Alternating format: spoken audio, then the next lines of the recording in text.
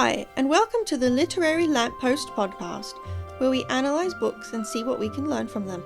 I'm Caitlin, I'm a mathematician, but I love English and analysing literature. And I'm Ashley, an assistant editor for a magazine and writer. Today we are going to be talking about The Last Battle, which is a book written by C.S. Lewis. Before we discuss the book though, we're going to give some background on who C.S. Lewis is. So C.S. Lewis was born in 1898 in England. He was a writer, literary scholar and lay theologian, and he was the author of many books explaining and defending the Christian faith. He's best known for his series The Chronicles of Narnia, but he actually wrote more than 30 books, including the Screwtape Letters, the Space Trilogy, Mere Christianity, and The Problem of Pain.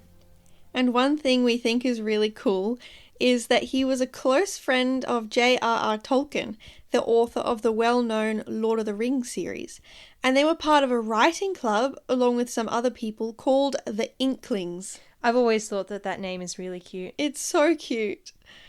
So as Caitlin said, the Chronicles of Narnia are his most well-known books, especially the first one, The Lion, the Witch and the Wardrobe.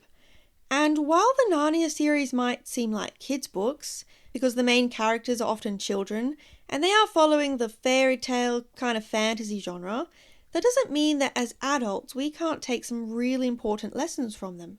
C.S. Lewis actually said once, writing to his goddaughter for whom he wrote The Lion, the Witch and the Wardrobe, "Someday you will be old enough to start reading fairy tales again." He had a really strong sense that fairy tales could be used to teach deeper truths. Exactly. And in the first book, The Lion, the Witch and the Wardrobe, there is a lamppost. The lamppost actually plays a pretty significant role in that book, and it's actually what we named this podcast after. So we thought it was fitting that we should do one of the Narnia series on this podcast. In the book, the lamppost symbolises finding your way home and direction and giving light and hope to everyone around it. And that's kind of what we wanted to do with this podcast, to shine a light on important things in literature, hence the literary lamppost. Anyway, The Chronicles of Narnia is a 7-book fantasy series. It was published between 1950 and 1956, which was soon after World War II. It follows children from our world who are transported to the magical land of Narnia, often through some sort of portal like a wardrobe. And in this magical land, they encounter talking animals and fantasy creatures, and of course, the great and powerful lion Aslan, who is the true ruler of Narnia. He is the son of the Emperor over the sea, and he is the ultimate source of good in Narnia. He is also analogous to Jesus in the Christian faith, and there is actually a storyline of him taking the blame for somebody else's betrayal and paying the price for it in the first book, The Lion, the Witch and the Wardrobe. Aslan is a really important figure all the way through the books. He doesn't usually stay in Narnia long, though. He comes and goes, usually appearing at really key moments, sometimes with hundreds of years between each visit. And the inhabitants of Narnia long for him to come back, and they're always really excited when he does. Now, before we get too much into the book that we are covering today, which is the last book in the Chronicles of Narnia series, The Last Battle, we just wanted to mention that we are going to be talking from a Christian perspective. But regardless of how you believe, we encourage you to listen in, because you may be surprised how the Christianity found in the Narnia series, especially in The Last Battle, and the Christianity as known in popular culture and the current world scene are quite different. And actually, when this book came out in the 50s, a reviewer in the New York Times wrote, "This is one of the best. The Christian symbolism is clear enough, but the book can stand on its own feet as a deeply moving and hauntingly lovely story." Okay, so Caitlin, why don't you give us a summary of The Last Battle before we dive into some of the topics we're talking about today? Okay, so I'm actually going to give a pretty thorough summary because it's important to the discussion to know the details. In the western forest of Narnia, a very smart but very cunning and evil ape named Shift discovers a lion skin floating in the water. He convinces his well-meaning but simple-minded donkey friend Puzzle to wear the skin and impersonate Aslan. By using Puzzle dressed up as a lion, Shift starts claiming that Aslan has returned, and he begins to manipulate the Narnians by issuing false commands in Aslan's name. He keeps Puzzle the donkey locked up in a small stable, but every night when the light gets low, he brings Puzzle out dressed as Aslan and puts him on display as proof that he has the authority of Aslan. He aligns himself with the Calormans, which are a foreign human people who worship the god Tash, and together they impose cruel labour and injustice upon the Narnians. King Tirian, the current ruler of Narnia, receives word that Aslan has returned, and at first he rejoices, but he soon hears reports of atrocities that are being committed in Aslan's name. Narnians are being forced into slavery, and the sacred talking trees are being cut down. Horrified, King Tirian and his loyal unicorn friend Jewel set out to investigate. When they witness the abuse firsthand, sacred dryad trees being cut down and taken to be sold in Calormen, talking horses being whipped and beaten and used for labour, and dwarfs and other animals being sold into slavery, King Tirian and Jewel challenge Shift the Ape and his Calormen cronies, and they are captured, and King Tirian is tied to a tree. Realising the depth of the deception and his own helplessness, King Tirian begs Aslan for help. Back in England, Eustace Scrubb and Jill Pole, two children who have actually visited Narnia before in the previous book, receive a vision of King Tirian in distress. They are soon transported to Narnia, where they find and free King Tirian. Together, they begin gathering allies, including a small band of loyal Narnians, in an effort to fight back and reveal the deception.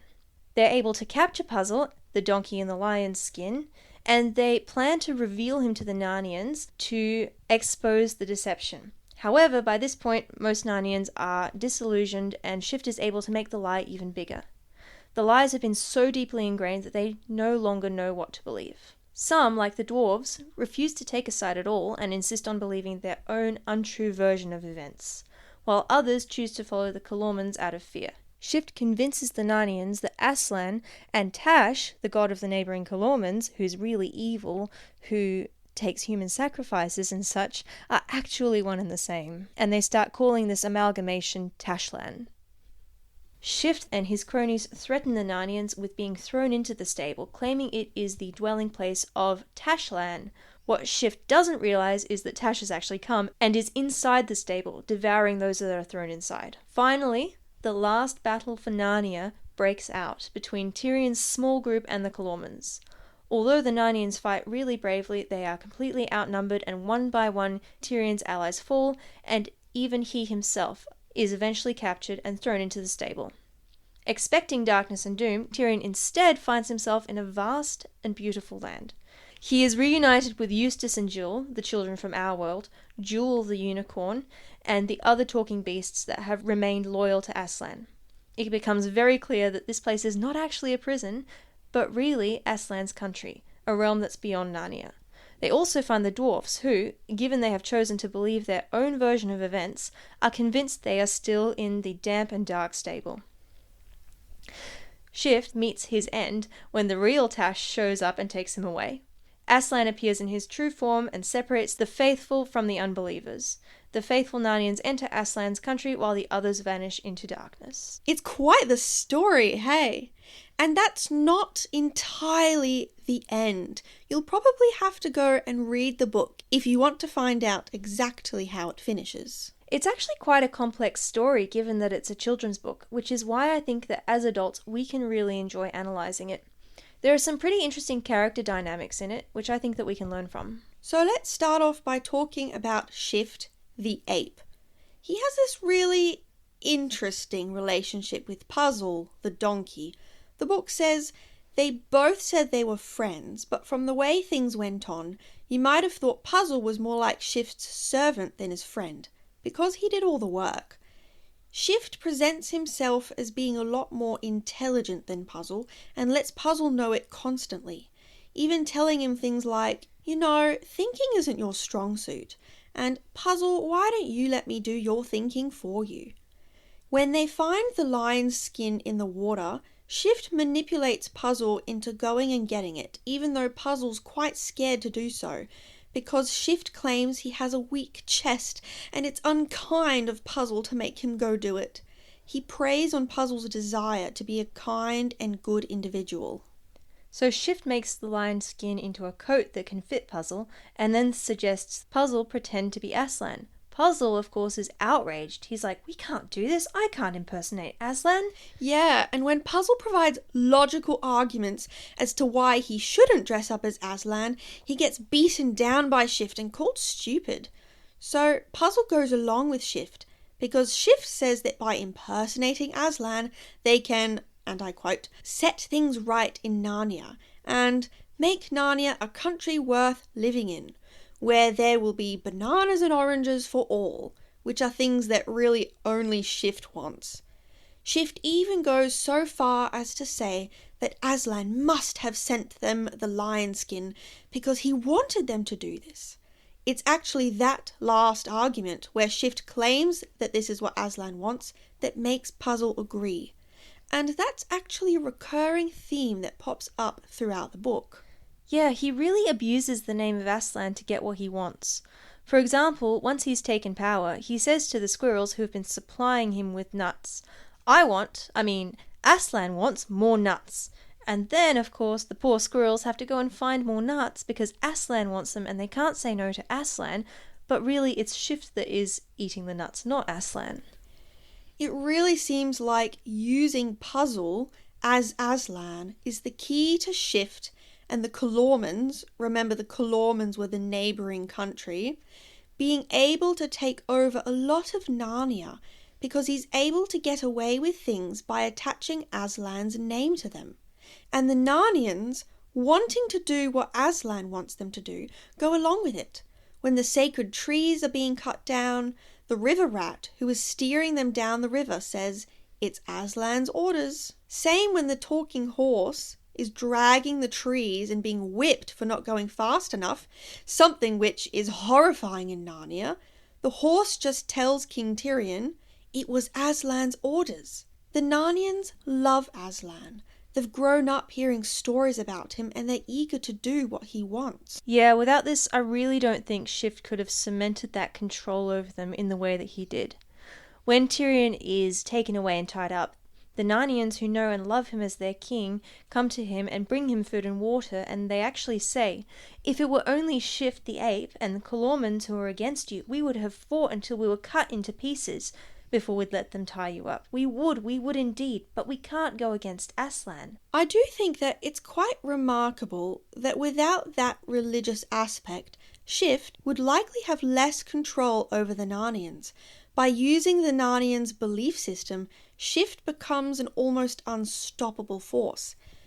So I guess that the lesson here is that just because people claim to be doing something in the name of something or someone good, like for example Jesus, that does not automatically make what they're doing good. I think that this has actually been a challenge for religion in general as long as religion has been around. It's really easy for people with selfish motivations to come in and abuse people's faith for their own gain. And people of faith have to be really careful because just because someone is using the name of somebody good like Jesus to promote something, that does not mean that that thing is necessarily good. And we need to remember to compare whatever is happening with the character of, say, Jesus to be sure that we're not being deceived. Yeah, whenever religion and politics are used like that, it seems like bad things happen. A really good example of this is when Christianity became part of the government in the Middle Ages, and the Christian Church sent the military to the Middle East to try to recapture Jerusalem from Muslim rule. And that led to the death of millions of people, and that was in the name of Christianity. We can also think about all the slaughters and the forced conversions to Christianity of many indigenous people around the world by colonizers that came in the name of God. And throughout the ages, so much evil has been done in the name of God. And if we look around today, we can see a lot of hatred and cruelty and a lack of kindness and empathy being perpetuated in the name of Christianity. It's really interesting how leaders throughout history have weaponized religion in that very way, and that is the way that Shift is doing it here in the last battle. Yeah, Shift monopolizes access to Aslan. He calls himself the mouthpiece of Aslan and paints himself as the only way to get to Aslan. Shift tells these outrageous lies about himself, about how he's actually a man, but he's so old he just looks like an ape. And it's because he's so old that he's so wise, and that's why Aslan can only talk to him. The Narnians actually notice that this is very different to all the earlier times that Aslan has shown up in Narnia in the past. Usually they see him face to face, he talks with them, he's kind to them. And so they begin to question and say, what's wrong with this picture? Why is Aslan being kept in the stable only to come out for a couple minutes at night? But Shift calls them stupid every time they ask questions and manipulates them into thinking that it's their fault because they've done something wrong. Some of the Narnians actually say to King Tirian, Aslan seems to have come back very angry this time. We must have all done something dreadfully wrong without knowing it. He must be punishing us for something. And when the Narnians object to Shift and say they want to be free rather than being slaves, Shift tells them, what do you know about freedom? True freedom is doing what I tell you. So he basically gaslights and emotionally abuses the Narnians into accepting everything that he has to say about Aslan. There's another really interesting dynamic that's going on here with lying. When a lie gets exposed, Shift and his cronies double down, spinning an even bigger and wilder tale to try to explain it. For example, when Tirian and his companions break into the stable and find Puzzle, who's been covered in a lion's skin, and they realize that there is no Aslan here all along, they're like, oh wow, how will Shift explain this? There's no way he can get out of this. He'll be exposed as a fraud. But Shift then ends up telling the Narnians that there's a donkey wandering around the woods pretending to be Aslan, and the real Aslan is so angry about this that he's not going to be coming out and seeing them anymore. Oh, it's so frustrating. They make up this ridiculous story to cover their lies, and the Narnians believe it. There's actually a very insightful quote here from the book. It says, by mixing a little truth with it, they made their lie far stronger. Yeah, and this leads Shift and his cronies to have even more control over the vast majority of the Narnians by using a lie that's been mixed in with just enough truth to create that fear that Aslan was angry and make this story into an even bigger lie, but because the animals are so afraid, they end up believing it. So, Shift is a really good example of the type of corrupt leader that we should be on the lookout for and be wary of. Like Shift, this type of leader will make these simplistic statements about how they're going to fix things in the country. Like Shift says, make Narnia a country worth living in. They might tell outrageous lies about themselves, like Shift saying he was actually a man. They might attack their enemies by calling them stupid rather than answering legitimate questions, like Shift did to the Narnians. They also might control the source of information and make you think that they're the only ones that have the truth. They might ally with the enemies of the country and make them cronies, like Shift did with the Calormans. They might use lies mixed in with a little bit of the truth to make it an even bigger lie. And they might involve religion in order to get people under their control, like Shift did with the Narnians' belief in Aslan. Those of you listening, wherever you are in the world, do you see leaders like this in your spheres? If so, we really encourage you to think about these characteristics that we've presented in the example of Shift the ape and be really wary of that kind of person. You know, I think if we look at Shift's character, it's actually pretty easy to tell that he is not a follower of Aslan. You know, there's a Bible verse where Jesus said, by their fruits you shall know them. And in Shift, there's not a trace of the kindness and compassion or justice that Aslan is all about. But this is exactly where our hero, King Tirian, actually calls them out.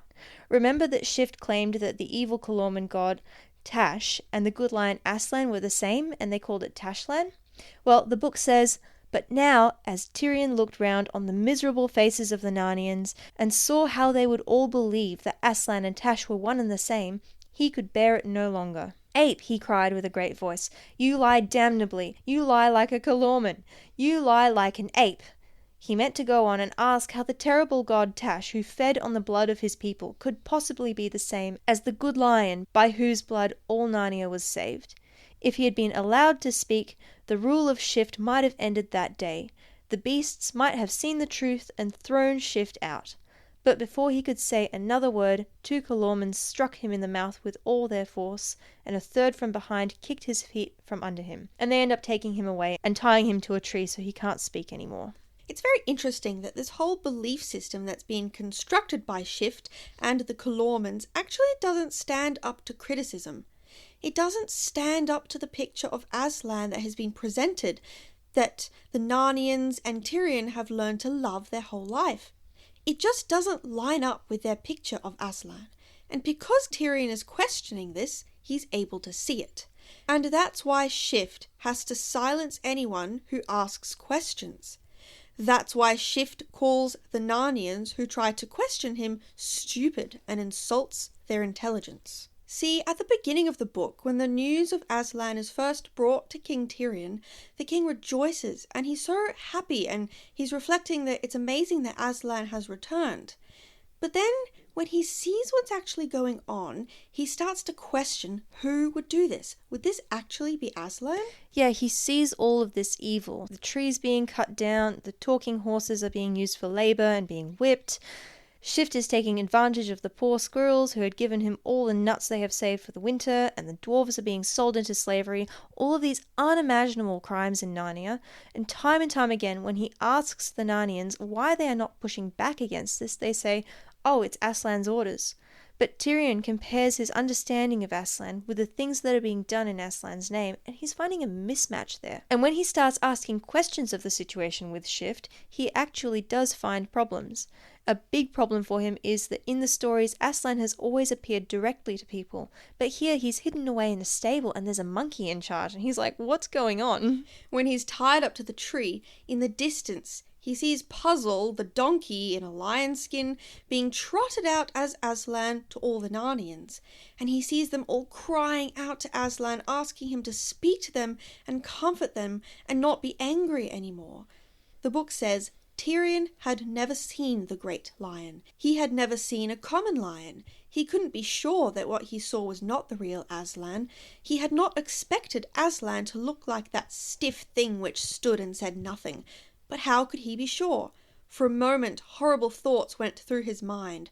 And then he remembered the nonsense about Tash and Aslan being the same, and he knew that the whole thing must be a cheat. So Tyrion weighs the evidence, and then he looks at his picture of Aslan that he's grown up with, and he compares it to what's being presented, and he's able to say, this is a lie, this is not the true Aslan. And then he takes a stand for that, and he decides that he's going to stand firm for the true Aslan, who he loves and who he has sought all his life, even if it costs him his own life. So what we can take from this is that critical thinking in any situation is extremely important. This is ultimately what gets Puzzle at the very beginning to be fooled right under his nose, because he's told that he shouldn't think, that thinking is not his strong suit. He ends up falling prey to a deception because he doesn't trust himself to be able to know the truth and decided it was best to do what he was told. And Puzzle is in this little bubble where Shift is the only person who has any kind of control over him. He doesn't have anyone else meaningful in his life, so Shift is able to have so much influence over him. And I think it's important that we be aware of our own bubbles. With social media these days, it's inevitable that we are going to fall into little bubbles where we tend to hear voices that reinforce what we already believe. And I know that I can fall victim to this, so I think it's really important to acknowledge that and be aware of that. And we need to be thinking, well, where am I getting my information from? Is it just one source? If it's only one source, that gives that source a huge amount of control over you. So I think it's important to engage in different sources of information so you can really test your own beliefs and see if they stand up to scrutiny. Otherwise, you can really get stuck in a bubble. And if Puzzle had done that, thought critically about what he was being asked to do, he might not have fallen victim to Shift's game. I don't think Puzzle was genuinely evil. No, I don't think he was either. And in the end, he repents of all of this and apologizes to Aslan, and Aslan forgives him. Tyrion, on the other hand, is an example of somebody who is using critical thinking from the very beginning and as a result doesn't actually fall into the trap set by Shift. And then finally we have the dwarves. When Jill and Eustace, the children from our world, join with Tyrion and set him free from the tree, The three of them then rescue a bunch of dwarfs that are being sent off to work in the mines. But as soon as the dwarfs are set free from the Colormans, they actually reject Tyrion as well, and reject any kind of belief in the real Aslan because of the revelation of the false Aslan, and they start proclaiming that the dwarfs are for the dwarfs. The dwarves begin to believe that all sides are corrupt and that trusting anyone is foolish, and they decide that they're going to choose themselves over everyone. So here we see the complete opposite to the Narnians, who had what I'm going to call blind faith, and the dwarves here have what I'm going to call blind skepticism, because once the false Aslan was actually proved to be false, the dwarves stopped believing in Aslan altogether. Yeah, Tyrion actually says that he never imagined that setting up a false Aslan would result in the loss of belief in the true Aslan. And the dwarfs are actually falling victim to a fallacy, and that fallacy is to say that just because a version of a belief is untrue, then all versions of the belief are untrue. And it's kind of akin to saying that all of math is actually wrong because one equation can be proved false. When King Tyrion rescues the dwarfs, they say, "No thanks." They don't recognize the truth. They're not going to be taken in again. They end up making this story to explain why King Tyrion would rescue them. And they're determined to stick with this version of events that they have decided is happening, despite the evidence that's being presented to them on the contrary. So critical thinking goes both ways. On one hand, you can't just blindly believe in something like the Narnians did. But on the other hand, you can't just blindly refuse to believe something either. So, at the climax of this book, the last battle for Narnia begins. On one side, we have Tyrion and his allies, the children from our world and the Narnians who have not been taken in by Shift's lies. On the other side, we have Shift, the Colormans, and the Narnians who have chosen that side. Tyrion sends some mice and squirrels to chew through the ropes that are holding the talking horses to set them free, in hopes that they will join his side. And they do. They begin charging to their beloved king's aid, when the dwarves, who are standing by and watching all of this happen, do something horrible. The dwarves are expert archers, and with their deadly aim, they kill the horses one by one. I hate this scene. This was one of the most upsetting scenes in the entire book. The dwarfs say that they do this because they don't want Tyrion to win any more than they want the Colormans to win, because the dwarfs are for the dwarfs and we won't be taken in again. Exactly. So the battle is happening around the stable, and as Tyrion's side starts losing, one by one the Colormans grab them and throw them into the stable. Tyrion is the last one to go through, and when he does, he's shocked to find that instead of a dark stables with enemies inside, there is a beautiful country, and he is reunited with people who he had thought he had lost in the battle. And he finds out this is actually Aslan's country, and those who were faithful to Aslan are now here in this land. But something strange is going on with the dwarfs, who were also thrown in. Yeah, they're all sitting huddled in a corner, convinced that they're in the actual stable. Those who can see the beautiful country inside start showing the dwarves the wonderful food that they're eating, but the dwarves can't see it. They can't taste anything. They complain that they're stuck in a stable eating wilted cabbage leaves and drinking trough water, and no amount of evidence can convince them because they are determined to maintain the story they have come up with. This is what I meant by blind skepticism, where they've actually blinded themselves to the truth because they're so determined not to be taken in by anything false. And Aslan, the real Aslan, actually shows up, and he says something really important. He says that they are so afraid of being taken in that they can't be taken out. So they're so afraid of believing in something that isn't true that they actually refuse to believe anything, and in so doing, they actually miss out on the truth. Yeah, completely unlike Tyrion, the last king of Narnia, who took a stand for what he believed in. He, along with his allies, determined not to give up even when it started to look like they were all going to die. He remained certain of who Aslan really was. He even says at one time, "We are between the paws of the real Aslan, and here I stand in Aslan's name." And Jewel the unicorn says, "If Aslan gave me my choice, I would choose no other life than the life I have had, and no other death than the one that we go to." And he says this in terms of fighting for the soul of Narnia and fighting this evil corruption of Aslan that is being sold to the Narnians. What they believed in was more important than their own lives. It's important to remember that C.S. Lewis was writing this after Nazi Germany. And during that time, there were many people who didn't just go along with what was happening. They actually did what was right. They took people into their homes and hid them, risking their own lives to save other people's lives. Sometimes you have to fight not because you're going to win, but because you need to know that you did fight when it counted. And that's something that I see these characters, that they side with what's right, even when it seems like everything is going against them.